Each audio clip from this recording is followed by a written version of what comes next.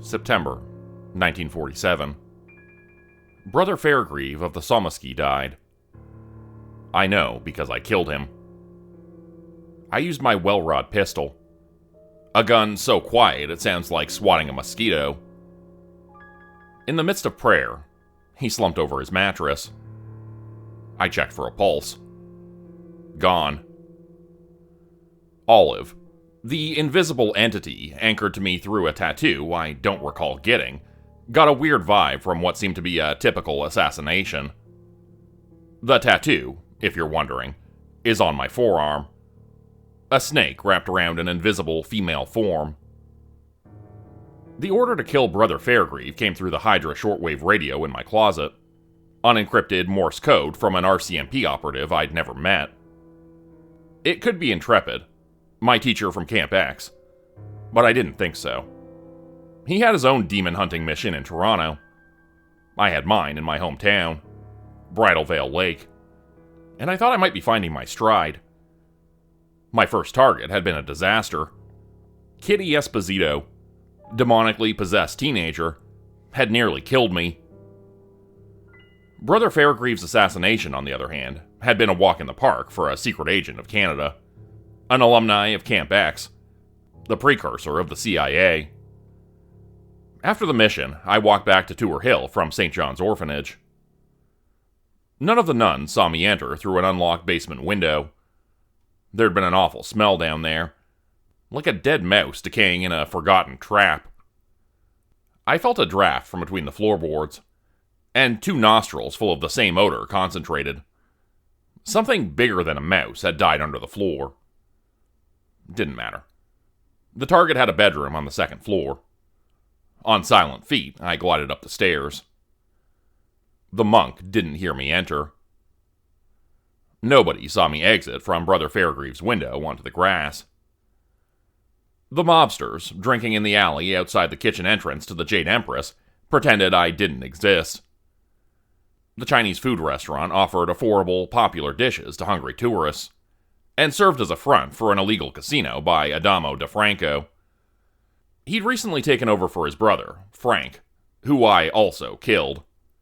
Same night as Kitty Esposito, my first target in Bridal Veil Lake. Don't worry. He deserved it. Frank liked girls young. He liked to murder them.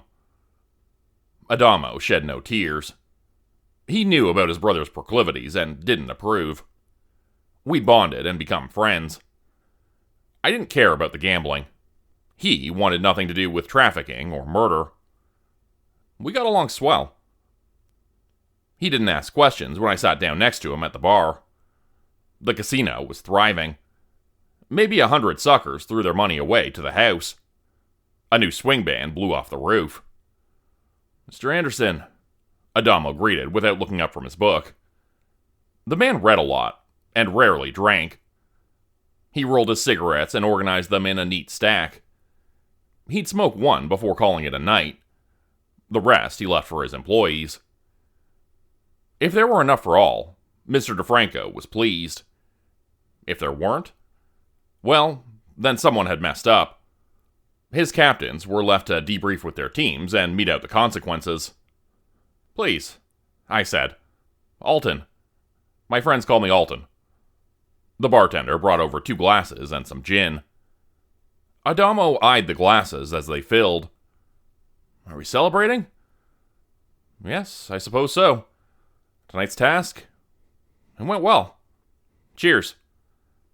He did me the honor of clicking cups and taking a sip. I took a more generous pull. Afterward, we watched the band. The singer changed from swing to jazz, bringing the energy down, signaling the end of the night. Adamo had instituted a last call. His brother had kept the casino running 24 hours a day. "Gamblers never stop," Adamo told me. "I don't want them to die here." I got the sense he didn't care much for being a mobster. He'd been roped into this path, just like me. But that's where the similarity ended. Adamo could forge his own future, retire at some point, and go on to the straight and narrow. I, on the other hand, swore an oath to serve Canada until the end. I didn't know what that meant as a younger man. How could anybody keep doing something they didn't want to anymore? By 30, after years of spying, killing, I got how. Nobody was stopping me. I simply had nowhere else to go. When you do things, bad things, in the name of a greater good, you have no choice but to stick it out and hope it's true. Because if it isn't, I ordered another gin. Never seen you celebrate this much, Adamo said. I shrugged. Come on, celebrate with me. Still reading, he allowed himself a subtle smile. Perhaps if you could tell me the source of your joy, I could understand the need to mark the occasion with ritual inebriation. Come on, I said quietly. You know what I do. The flicker of his gaze seemed significant, like maybe he'd been irritated. I know you're a spook, Alton, if that is your real name. It is. It really is. The mission did not require the usual alias. I still don't know why, but speculate the RCMP, MI6, and whoever was left of the American OSS wanted the Russians to know when their operatives died. Adamo closed his book without a bookmark. A man like him didn't need one. He sighed through his nostrils. I know you live in the casino somewhere, and that you get to where you live through the elevator, like I do. But none of the apartments are yours. They're all occupied by my colleagues. I sipped more gin. Not too much, my love, Olive whispered. A tall, curvaceous woman in a dazzling blue dress sat on the last stool, at the opposite end of the bar. As usual, her dark brown hair covered the profile of her face. I could never see her face, she said, or else we'd fall in love. Nobody else could see her at all. Only made men and spooks like me got a seat at the bar. Except for the waitresses and performers, women weren't allowed in the casino.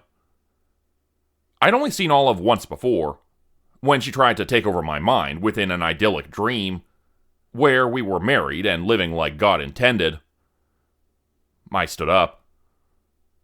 Alton, Adamo objected. I'm talking to you. I didn't dare take my eyes off her. I hated her, of course. All of her kind wanted to use human bodies to sate their appetites, but I couldn't deny the attraction either. I'd nearly given in to her marriage fantasy. If only she'd shown her face, I wouldn't have stood a chance. Apparently, neither would she. Who knew what the union of a man and a succubus would produce? Nothing good, to be sure. Alton, my friend insisted. I'm not sure what your point is, Adamo. I started to drift away, feeling an undeniable pull to know her, to see her. The point is, I don't abide by unknowns for long, my friend. He gripped my forearm before I could move away further. You want to know where I live in the building? Why? You knew the arrangement when... Frank knew the arrangement. I pulled my arm free so easily, as if he were feeble. One of Olive's many gifts. And I handed you one of Frank's appendages, if I'm not mistaken. Understand the arrangement now, friend? His facade of self-control failed. I saw a tremble in his chin. He looked away. I'm sorry, he said. I don't know why I'm sorry. Look, Adamo, I said. You wouldn't believe it, all right? Doesn't make a lot of sense to me, and I'm the one doing it. He made one last attempt. I see you looking at someone who isn't there. Who is she, Alton? Huh? I understood his persistence. A man like Adamo lived in constant fear. One error and the game would end, along with every one of his hopes and dreams. A spook with no known address, coming and going as I pleased, sometimes covered in blood, must be disconcerting to his captains. And he needed them. Most had seen what I'd done to their previous boss, a figurative giant, with just my hands. They needed to trust Adamo to keep them safe. He wanted something over me as a guarantee. I couldn't allow that, but he really didn't have to worry. He was my friend. Never had too many of those. I smiled and decided to come clean. Why not? Nothing in this crazy world seemed to matter. I could die tomorrow. Kitty Esposito, a 15-year-old girl, thoroughly possessed, had nearly bled me dry before I killed her. Demons go to the depths if their host dies, according to Olive. An endless void humans are incapable of understanding. We don't get the luxury of knowing what nothing is. The closest we can imagine is empty space. I'd killed a kid. Her host of nameless fiends essentially died. Coming back from the depths is a feat most demons rarely achieve. Their name must be known, and they must be summoned through ritual. The filth that Kitty invited into her soul would never return. Neither would Kitty. No, she couldn't have been saved by a priest or an exorcism. Her possession had been perfect. Kitty didn't want to be saved. After learning about what her father had done to her most of her life, I understood why. He wasn't possessed by evil. He was the evil. I've only seen humans make hell, Olive told me. I held Adamo's shoulders, trying to brace him, I suppose, against the shocking, unbelievable truth. I kill demonically possessed people when a machine tells me to, I spilled rapidly. Demonic entities, like the ones you can't see but I can see, are real, and they're as divided as we are. Some ally with the commies and some with us. My job is to take them out, as they appear in Bridal Veil Lake. His mouth dropped open as if we were in a comedy. I laughed. Of all the crazy things he imagined, I'm sure demon hunting wasn't on the list. We can talk about it, I said. I have to go and see about the succubus tethered to me through a tattoo I magically inherited from an embassy informant. I plucked one of his rolled cigarettes from the bar and put it in his mouth. The bartender appeared, to light it with a match. Time for bed. Good night, my friend. Adamo smoked and went back to rolling more cigarettes. I went to her. Buy you a drink, my dear? I leaned against the bar. She turned away. I'd need a human body to enjoy it. And stop that. They'll think you're crazy. Hey, I said. You're the one making an appearance. What's the occasion? The celebration of Brother Fairgreaves' demise? Shh, she hissed. Someone will hear. So what if they do? I drained the gin. The first one had already eased the tension in my neck. That's about enough of that, too. Suddenly, unfortunately, the buzz left my body. What did you just sober me up? I smirked at the empty glass and called for another. The bartender swiftly obliged. Another perk of our coupling. Every drink will be the first. I like it. She didn't answer. Olive, love, what's wrong? You've been off since we left the orphanage. The job is done, and it went so much better than the last. I didn't even nearly die. I took another pull, but the alcohol had been switched out for water. Hey, what's the idea? Quiet, she said. It wasn't the bartender. I did it. All of it will taste the same for the rest of your life if you don't smarten up, Alton. I touched my forearm where her tattoo lived. What'll happen to you if I chop this off, Olive? I'll do it. You know I will. I didn't know demons could cry. Her ethereal, not exactly real, shoulders trembled. You'd like that, wouldn't you? Send me to the depths? That's what you said before, wasn't it? Wasn't it? The glass in my hand shattered loudly, distracting gamblers and causing the band to pause. I offered a goofy smile and an apology nobody heard before going to the elevator. We'd continue our tiff in private. It certainly felt like marriage. 451. That's the 3 elevator bakelite buttons I needed to push in order to get to my secret apartment. When I reached the 5th floor, the back wall opened, revealing a single carpeted hallway leading to my door. I had a key, but there was no point in locking it. Nobody else but Intrepid and the other government spooks knew my location. If they wanted to enter my apartment, a lock wouldn't stop them. Olive had lit a fire in the hearth. Without a body, she couldn't feel heat or cold, but I didn't think she'd done it for my benefit. The flame sparked a memory of warmth. She'd experienced sensation through a human before. We never talked about it. Olive, why are you so upset? You can't blame me after what happened with Kitty. You gave me no warning. I spoke to the empty single-room apartment. She'd gone invisible. I went to the window, the architecture cleverly providing a view of the lake and waterfall, the namesakes of the town, with an adjacent wall bearing a hole the same size as the window. The wall feature supported a statue of Fortuna, goddess of luck and wealth. It extended from the roof of the casino, looking like some wacko art piece. It hid my window from the ground. Fine, I said when she didn't answer. I went to the fully stocked bar for another drink. Stop it, she said, her voice dropping from the thick beams above. I'm not sure if she could physically be anywhere. I think it's only my perception that assigns her a location. Up in the vaulted ceiling felt like where she'd go to be sad. Why? Because I am upset and it isn't over. That monk. Something wasn't right. Look, about what I said before. You asked what would happen if all my kind were in the void, Alton. What am I supposed to think? What am I supposed to think? I countered.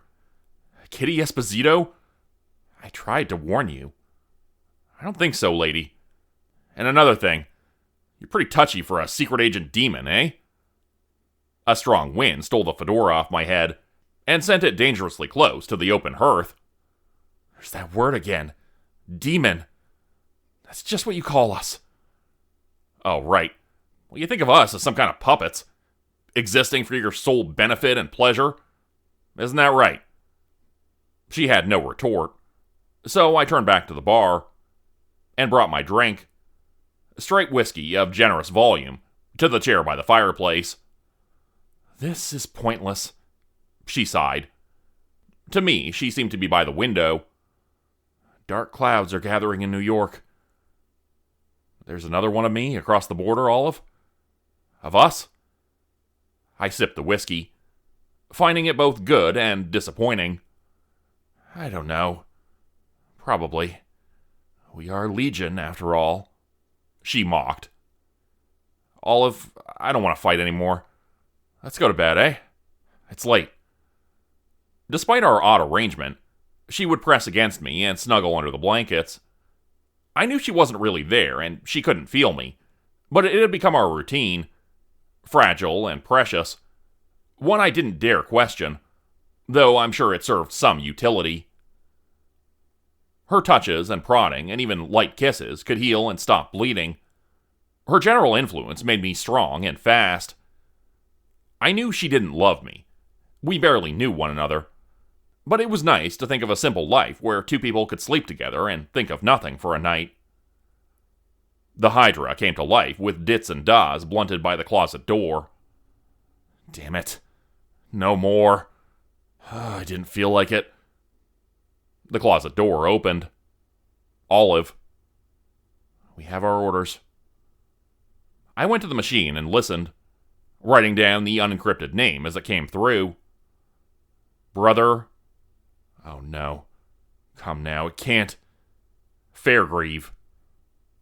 I knew it, Olive said. You should have listened. I would have looked at her incredulously if I could see her. I don't recall you saying anything specific at all. I had a bad feeling. Yeah, and I had a good feeling. And now the name again, Alton. So who was right? Frustrated. Not by the fact the monk had apparently lived somehow. No. He was dead, for certain. I've killed lots of people. but because Olive was right, damn it. Fine, I said. But you and I both know Fairgrieve is dead. Curiously, she remained quiet.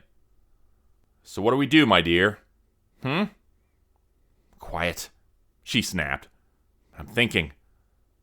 Olive. Shh. I reached for the whiskey. No, she sniped. I'm not here to sober you up. We have to go. Now. Now? I groaned. Yes. Why? Because Brother Fairgrieve is dead. I felt soft fingers tug on my earlobe. Ow, stop it. I'm not some kid. Ow! She pulled harder. God damn it, Olive. She didn't stop until I put on my overcoat and shoes. Can I collect my hat? You won't rip my ears off if I do? This isn't a joke. She seemed worried again. It reminded me of Kitty. She didn't know the girl carried a demon. I almost died. I got the fedora. All right. You're starting to scare me. Can you tell me what's got you so excited? On the way, Alton. Please. I said no more. She really did sound afraid. For all our fighting, I liked Olive. I liked having her around. The secret agent life is worse than solitary. You can't often be straight with anyone. I shouldn't have told Adamo what I did. Maybe I could say I'd been joking. He wouldn't buy it. Too smart. The casino floor lights were off. A single mobster kept a watch at the bar, smoking a rolled cigarette. He'd gotten one. He seemed at ease. The boss had decided the night had been a success. Otherwise, there'd be a whole lot more of them having a tense meeting right now.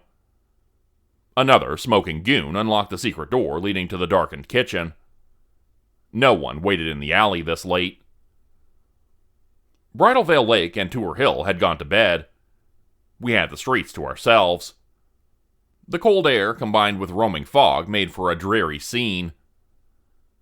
We need to go faster, Olive urged. You still haven't told me what we're doing.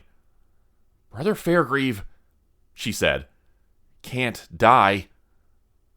I slowed down a little to try to understand. She slapped my ass so hard my cheeks stung. Don't stop. Ow, stop doing that. I'm not a child. Nevertheless, I hastened my steps. Then listen, Fairgrieve isn't possessed. He's in league with someone who is, however. There are many of my kind. As diverse and strange as humanity. Most of us dwell in the shadows, but some are not content to do so. Yeah, I know. They want a body to have their jollies. The parking lot at the Bridal Veil Hotel had a dozen cars, a Buick Super among them. We should borrow a ride. No, we should be running. And no, this isn't like Kitty, Alton. More powerful demons aren't content with one body. They've been around for millions of years. They've done basic possession and they're bored with it. They want to remake life and manifest in ways too horrible to describe. But it takes effort.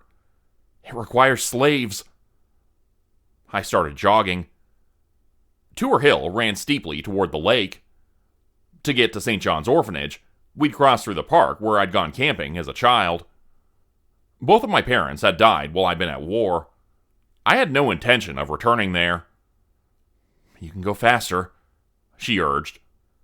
We could have gotten a car. A dying bonfire cast an eerie glow over the gathering of vagrants. There were no homeless people when I was a kid. I didn't want to look at them. They might be veterans. I might know some of them. I wasn't the only kid from Bridal Veil Lake to join the army. No, you can go faster, she repeated with more emphasis on the last word. Another unexpected buttock slap angrily spurred the augmented strength in my legs. I could go faster. Soon, my irritation over Olive's demanding butt assaults faded, replaced by elation. The greenery and shades in the park blurred and ended as we passed into the new and controversial roadway winding along the coast. Many preferred the area without cars. I admit to missing the quiet tranquility of the lake. Not that anyone traveled at this ungodly hour. Except me. Moving so fast, St. John seemed to approach me instead of the other way around. I should have run so fast the first time I came to kill the monk. Then everyone would have seen you, Olive said. She had no trouble keeping up. Can you read my thoughts? I asked, evenly and with ample breath. Her gifts weren't always a welcome experience like this one. Sadly, just the stupid ones, it seems, she said, affecting a yawn for no other reason than to indicate how boring she found me. I admit her subtle barbs often hurt more than expected. Slow down. There are torches ahead. Torches? Torches in the hands of nuns and Brother Fairgrieve made a circle around an exterior cellar door. I ceased the speed running and crouched behind a tree. Climbing it for a vantage point would be the normal thing to do. I had Olive. Check it out, please, I asked. Such a gentleman, she said, when you want something. I imagine she flew away, or whatever. Flew away? She's not a ghost. There's nothing there. Just an idea to me. To humans. Nothing more. Maybe that's what anything and everything is. I ignored the philosophical trap and thought of pointing out that Olive would want to know what occurred up ahead. She had her orders, too. She reminded me all the time. And if we walked into a trap, if I died, I think we both went to our respective afterlives. She needed me. I needed her. The scent of lavender and Pall Mall cigarettes announced her return. There are children there. 6. Young. I stopped crouching. Alton, I know. Please slow down. I barely heard her. I'd killed Frank DeFranco for precisely one reason. He liked to hurt kids. I'd given him a chance to turn over a less psychotic leaf. He'd declined, so I had to rip him to pieces. I stepped out of hiding. Scant torchlight wouldn't reach the slightly elevated cops. I still had the edge and a better view. A couple of nuns pulled on the iron rings of the door. Fairgrieve held his torch out toward a group of frightened young children. They backed away slowly, afraid of the fire, afraid of what waited below. No, I said to no one except Olive. No kids. Why does your kind use kids? Always kids. Olive didn't answer. She knew nothing would ameliorate my growing anger. I knew the answer anyway. Predators stalk 3 groups: the old, the sick, and the young. It's like a law of the jungle that unfortunately brought her kind into relation with ours. They weren't supernatural. They were just unknown. Olive manifested and got in my way. I'm not sure what would happen if I tried to walk through her. She could touch me, sort of, when she wanted to. I need to kill them all, I explained. Reasonably, I thought. I know, she said, hiding her face as always. So we could never fall in love? Ha! I could never love someone who allowed children to be harmed. I felt her fingers stroke my cheek. Don't touch me, I growled. She stopped. You literally can't kill them, Alton. They're bound to a powerful being. More powerful than I am. More powerful than most of us. A marquis or a duke. What the hell are you on about? Lower your voice. Don't. If you want to save those kids, you'll shut up and listen, damn it. Well, I sufficiently cowed into silence. I crouched. The crescent torchbearers began to close in on the stairwell where the children had already gone. There isn't much time to explain, she said. I sighed. There never is. Beings like us live in a variety of societies. They organize, and there are haves and have-nots, and meaningless titles to boot. But the currency of our world is less symbolic than yours. Those near the top have real power in their domain, and sometimes others, if they exert themselves. Olive, I said. You said we had to hurry. Fine, yes, of course. She turned incorporeal again. I took it as an invitation to approach. If you kill any of the mortal servants of this being, whoever they are, the life of one of those children will be exchanged to avoid death.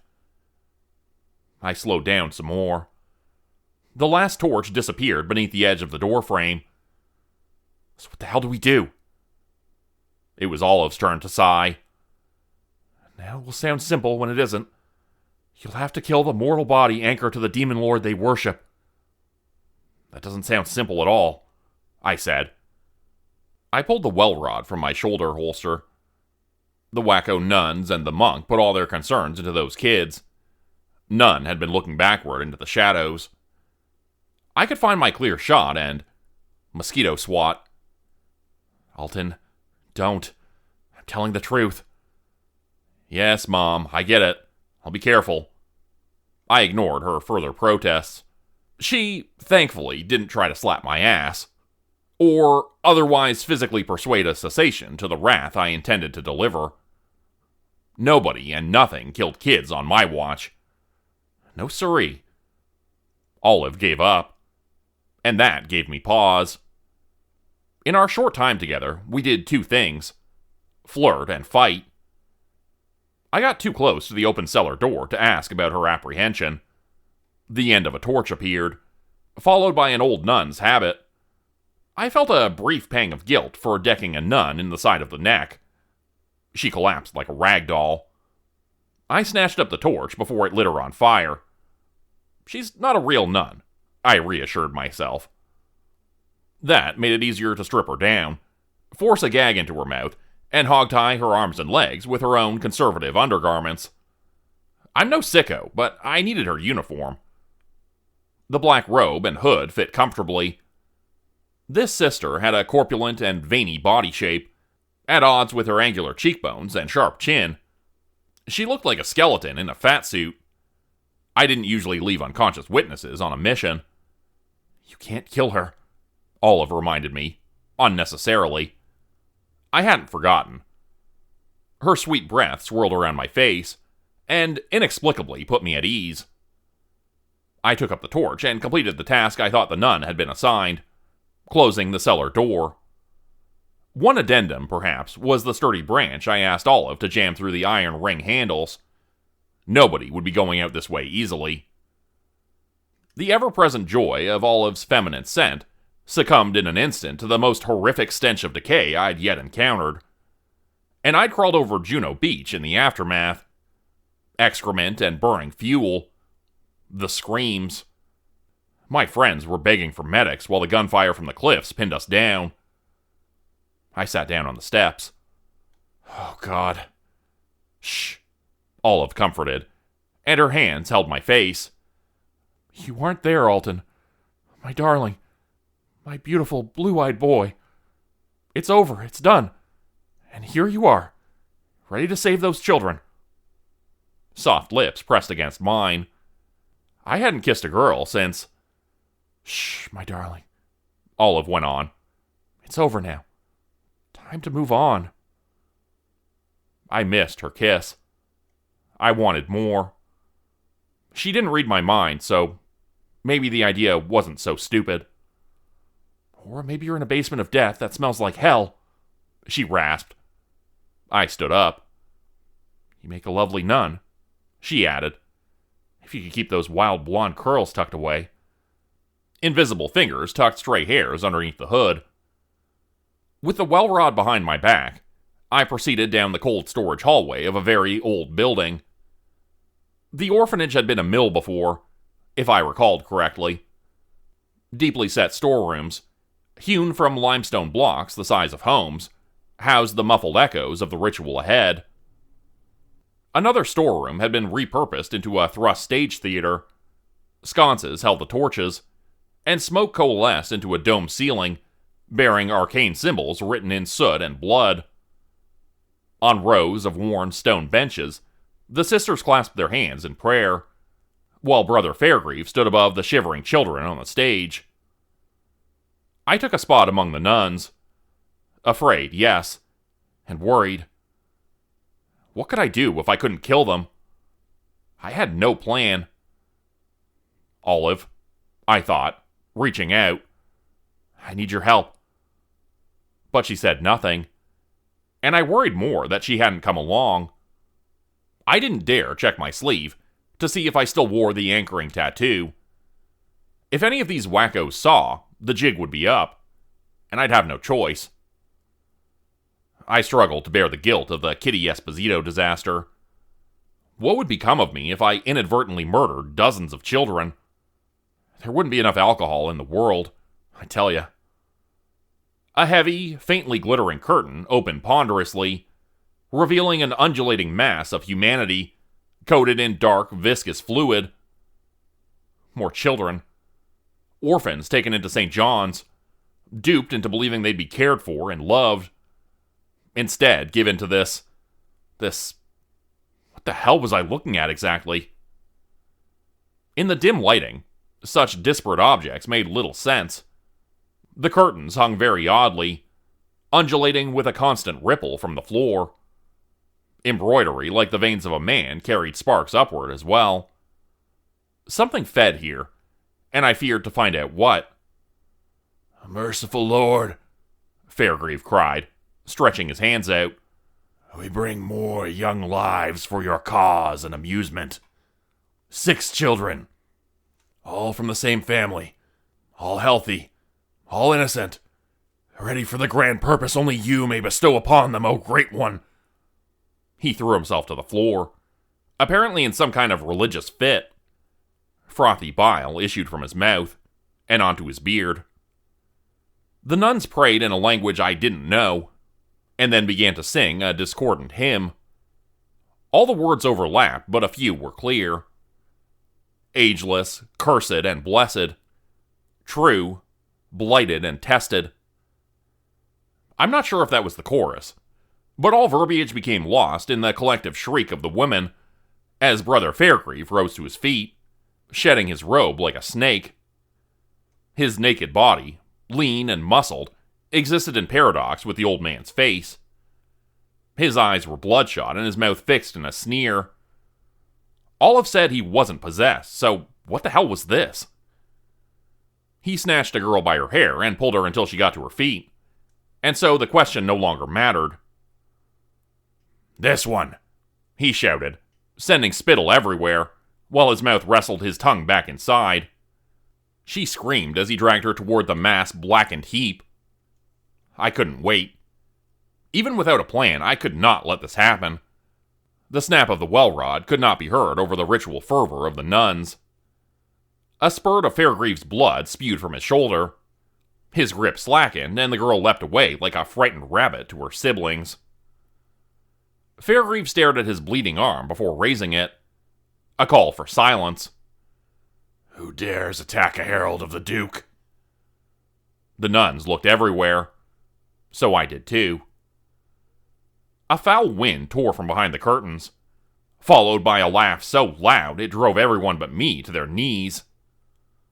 You, Fairgrieve, flattened, accused me. I bowed to hide my face, but to no avail. A voice of 10,000, weaved together through brutality and force, spoke. A daughter of Lilith presents her champion.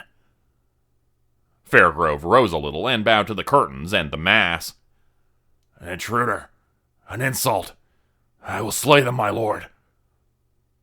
Young succubus, the tremendous presence boomed. Reveal thyself, and do not fear, for I am Agaras, a friend of thy mother.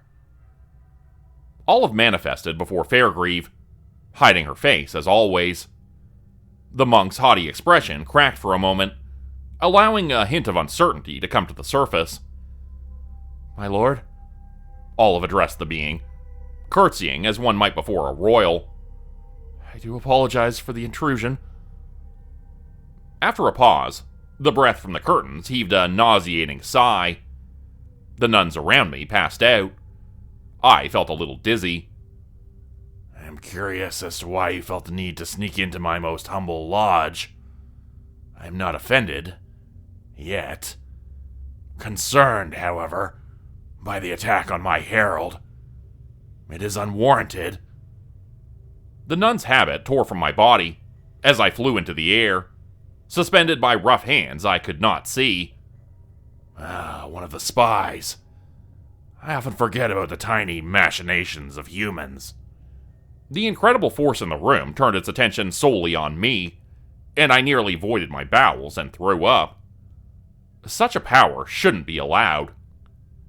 It provided a glimpse of its perception regarding the Cold War, and all wars, I suppose. To it, we were no different than any other animal. Imagine how important you'd find a battle between cows over a patch of grass. You wouldn't. It didn't. My lord, Olive begged. we did not know you were visiting the area. We apologize deeply and ask for permission to leave. Please? The shuddering children looked up at me, astonished and practically shell-shocked. I resisted the immense grip of the awful thing. It felt like several hands held my mouth and jaw. I would never bring harm to the daughter of my friend. Lilith has brought me joy like no other. I cannot abide, however, the assault on my herald. You may go. Your foolish mortal dies. The invisible hands became vices, squeezing every bone in my body. Olive screamed and prevented the implosive death. You have to apologize, she said with great effort. I can't stop him. She returned my ability to speak, fully expecting me to say sorry to this grand piece of excrement. Go to hell, I roared. Use kids? Huh? Go to hell then. The pressure it exerted released. I fell to the stage.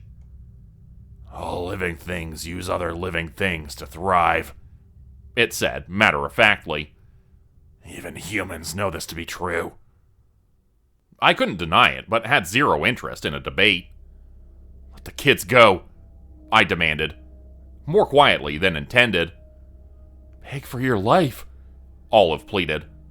She stood on the other side of the huddled children. I grinned. Never. Lord and Master, Fairgrieve, coughing, and as forgotten as everyone but ourselves, and the power dominating the room with its gravity, cried out. He scraped the stage with his face. Please allow me to slay the offender. He injured me, and thus you. I cannot stand the injustice. Forgotten as everyone else. It had been Fairgrieve's name from the Hydra. Not this. What was it? Agaress? I laughed. The realization like a pebble dropped into the pool of my insanity. It's you, I said. You're a traitor. How dare you? Fairgrieve accused. He clawed for my face. I took a step back, but without need. His master held him. Young succubus, the Duke said, from wherever.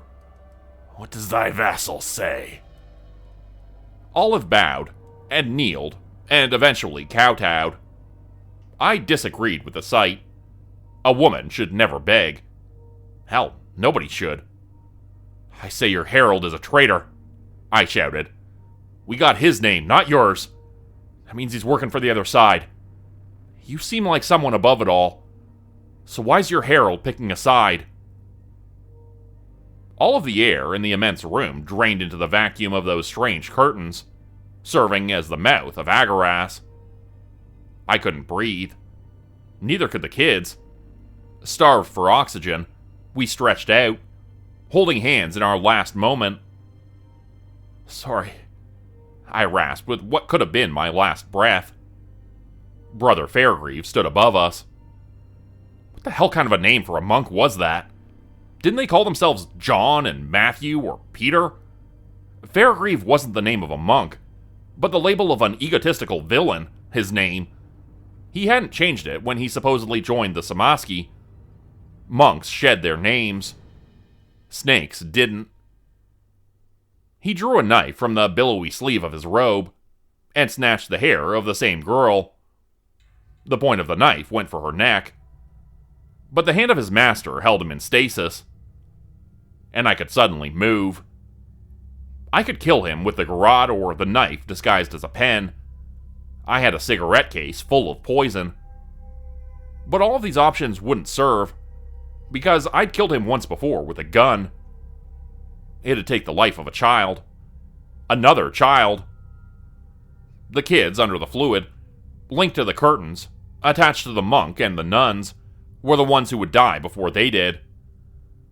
Agaras got bodies, extra lives for his mortal servants this way, and they gained what? A kind of immortality? That weird skeleton nun in the fat suit came to mind. The power of their master didn't prevent aging. Not completely. You call my herald a traitor? Agaras declared. Why? I could hardly speak, let alone move in its presence. You know who I work for. Who Olive is with. We get the names of those working for the other side. But you're not on anyone's side, are you? Be very careful, Olive advised quietly. Agaras' laughter shook the whole stage. I find the whole notion ridiculous. Destroy each other already. There are no winners in this vale of tears. All will eventually die and be forgotten. No one remembers the Nabateans. Give up the struggle, and do as thou will in the time that you have. I certainly hadn't heard of the Nabateans, and I couldn't deny the depressing wisdom of the powerful existential horror. Yet, what I wanted was to get those kids and everyone outside to safety. Your herald's name came up. That's why we're here, again. We thought we'd already killed him. We didn't know you were involved at all. Agaras retracted some of his influence, so I could stand. I did not know Fairgrieve had left my court to serve the entities playing with the USSR. Fairgrieve's dismay became apparent fast. No, my lord, it isn't what it seems. No mortal tied to a lowly succubus can be trusted. Surely you know. The monk's arms imploded. There's no better way to describe what happened. Squeezed and twisted by invisible hands, until all the blood there had wrung out onto the floor. A towel made of skin. I covered the children's view as much as possible. They screamed and covered their eyes.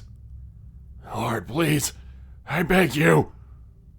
No one can serve two masters, Agaras said. I looked away and covered my ears. Nevertheless, the swiftly carried out death sentence sent a vibration through the room. A pool of blood spread and fell off the edges of the thrust stage. A somehow more horrid smell than the one I'd already become accustomed to in the presence of the Duke emanated from the too-perfect bony flesh sphere the monk had been made into. Look upon me, mortal, Agaras ordered. Don't look, children. Don't look. They continued shaking and wisely obeyed. You've done me a kindness, Agaras bellowed, for I don't think he could converse any other way. And I owe you a boon. I am well versed in the fears and fantasies of the human race, and can grant both power and knowledge. Ask me for a gift, and I will grant thy wish. Don't, Olive. Don't, Olive whispered frantically. Ask for nothing. Ask to go free. Don't you dare ask for anything you people usually go for. I smirked. Her panic served to pull me from the mental fog that usually filled my head whenever confronted by extreme and horrific violence. The Duke could give me riches, immortality, or maybe wings like a bird. Or perhaps asking it to join the West would shift the balance against the commies. Or I could just stop. Olive, too. And we could... I put the brakes on that train of thought. Truthfully, I didn't want any help from demons. Especially ones that used kids. I got it, I said, grinning. Choose, Agaras thundered. Alton, no. Don't. Let's just go, okay? Come on, the mission is done. We can celebrate like you wanted. I heard Olive, but I wasn't listening. I want you to never, ever take another damn thing from a child again. The demon laughed. I wobbled under the strain of the volume some more. It's been an age since I've come across such a noble mortal. I believed those days were over. I misjudged you, and will gladly oblige, though it pains me to abandon the efforts of my loyal servants. I had forgotten entirely about the unconscious nuns in the benches. They began to stir as a new rumbling shook the ground. The curtains tore, and I finally understood the grotesque material.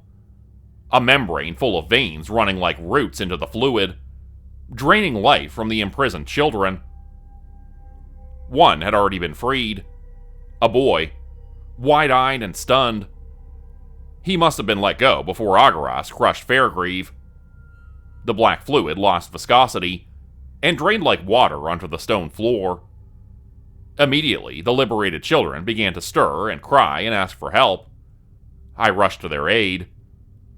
"It's gonna be okay," I said, completely unsure if that was true. "You're free." The remaining curtains crumbled. Ancient parchment in its own foul wind. Left on the stage, behind where the mass had been, lay an emaciated figure, skin on bone, wild-eyed and starved. "Leave it," Olive said. The nuns started to shriek. "What have you done?" They continued to wail while I approached the thing. One slimy tendril clung to the side of an almost mummified human being. Who they were, or had been, could probably only be answered centuries ago. I can only imagine wanting to die instead of lingering on as the battery of evil. "Agaras' mortal anchor, I presume," I said to the man gasping on the stage. His raspy laugh broke into a weak cough. "Alton," Olive tried one last time, tugging on my elbow with no real hope of stopping me. "You don't understand." "I never do," I said, "but I can guess. This wreck on the floor is a human host for the Duke. Out of convenience or laziness, he kept the body going the same as he did with Fairgrieve and those crying nuns over there. What's more, he can only exert the powers we saw by exploiting people like this poor bastard. You're tethered to me. This tattoo probably works on a similar principle, doesn't it, my dear?" She stayed quiet. I'm sure she knew what I was about to do. With augmented strength, I picked up the tendril and tore it in half. Agaras, or his host, gasped and died instantly. The nuns surged for the door. I shepherded the children calmly to some benches, unspoiled by the immense amount of blood and gore decorating the room. Their cries had lessened. Shock would keep them here, safe, until I finished what I started. "I'll be right back," I promised. The branch through the cellar door handles had been an excellent idea. I didn't have enough bullets in the well rod to kill so many. I used my penknife. They were old and fragile without the help of their master, now departed to the depths, I hoped. By the time those nearest to the door understood the slaughter behind them, they simply knelt down, and, ironically, began to pray. I thought about asking who they prayed to. Agaras or God? But it didn't matter. Agaras was gone. His servants knew his name and probably a ritual to bring him back, so I couldn't let any of them live, obviously. And I'd gradually come to accept the truth about God. He wasn't real. No old man up in the sky would judge what I did to the last nun. I admit my frustration and rage got the better of me. The first slash had likely killed her. The rest had been unnecessary. After bashing through the barricaded cellar door, I hauled the nuns into the closest empty storeroom. "You're covered in blood," Olive said, As if I didn't know. Everything's gonna be okay. I lied to the kids. I didn't know that. These little ones couldn't unsee what had occurred that night. Soon the police will arrive. Tell them about a fire. The orphanage lit on fire. You all ran outside, understand? Don't tell them anything else. You'll be sent to the loony bin. Got that? Beyond scared, exhausted, they stared without comprehending. But at least they didn't move. The old orphanage, full of paper and wooden construction, burned easily.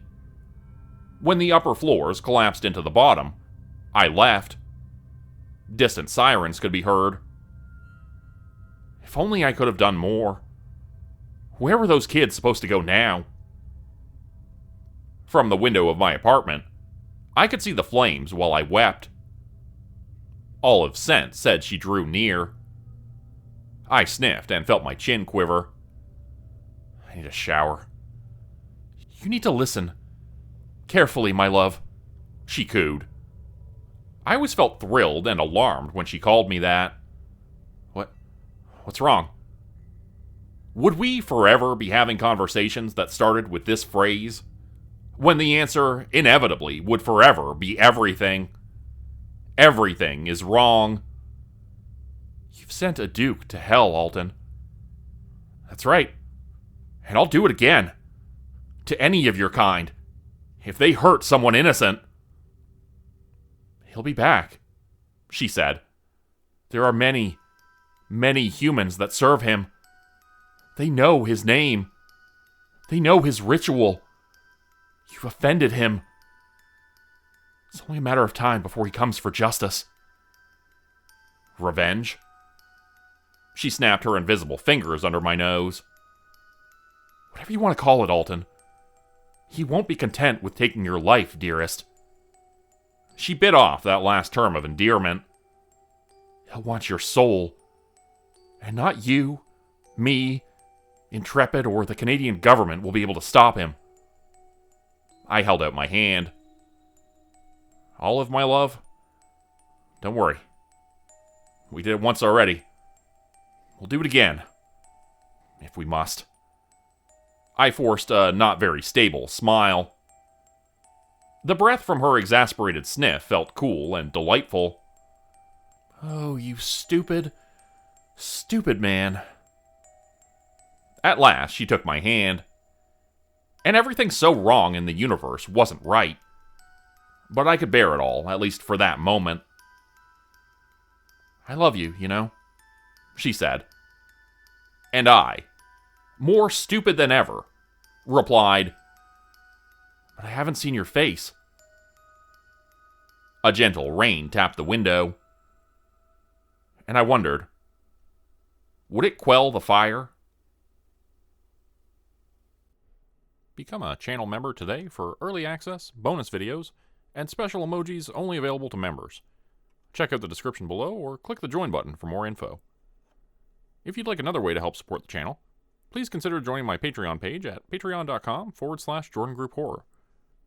As a patron, you'll get access to bonus videos and content. You'll be credited at the end of every video going forward, and if you decide to stay for 3 months, I'll name a character after you which will be featured in a Hollow's End story. Links to join the Patreon are in the description. Thanks everyone for listening. Please like, subscribe, and comment to help the channel continue to grow. And see you again next time at 4 p.m. Eastern Standard Time. Hope you have a great night.